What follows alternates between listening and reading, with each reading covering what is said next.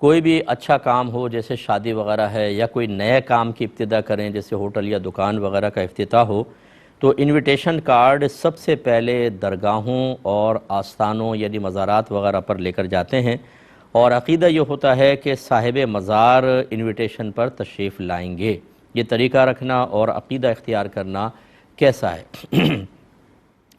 دیکھیں، اپنے پاس سے اس طرح کی چیزیں ایجاد کرنا کہ جن کی اصل براہ راست قرآن و حدیث سے نہ ہو، یہ چیزیں عمومی طور پر بگاڑ پیدا کرتی ہیں۔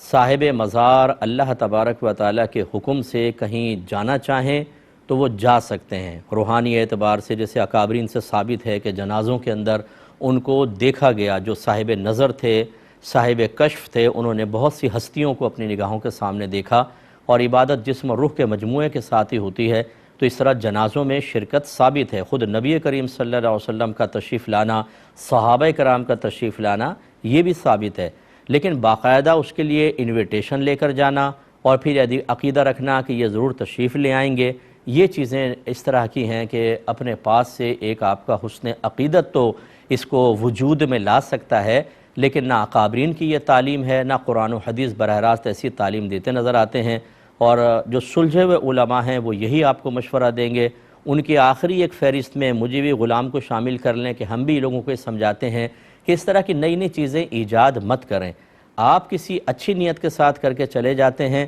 بعد میں جو آنے والی نسلیں ہیں وہ آپ کی نیت پر مطلع نہیں ہوتی، وہ صرف فعل کو دیکھتی ہیں اور اس میں نیتیں از خود شامل کر لیتی ہیں کہ یوں ہوا ہوگا، یوں ہوا ہوگا، اور چار نیتیں اپنی بھی شامل کر لیتے ہیں، اور اس سے نقصان یہ ہوتا ہے کہ ہم اصل دین سے دور ہٹ جاتے ہیں، اور ایک نیا دین، ایک نئی شریعت سی سامنے بعض اوقات، ہمیشہ نہیں لیکن بعض اوقات وجود میں آ جاتی ہے، اور یہ بہت ہی خطرناک ہے۔ میں نے تو جو اب مشاہدہ کیا ہے مسلمانوں کا، آپ بھی اپنے گھر میں مشاہدہ کیجئے گا کہ جو قرآن و حدیث ہے اس کی تعلیمات اکثر ہمارے گھروں میں نہیں ہوتی ہیں، لیکن جی ہمارے بڑے یہ کرتے آئے تھے، ہمارے گھر میں ہمیشہ سے یہ ہوتا ہے، فلاں یہ ہوتا ہے، نئی نئی رسوم و رواج اتنی پختگی کے ساتھ اور اتنی استقامت کے ساتھ ہوتی ہیں کہ اگر ذرا بھی آپ نے دائیں بائیں کر لیا تو شاید طوفان مچ جائے گا یا ہم تباہ ہو جائیں گے۔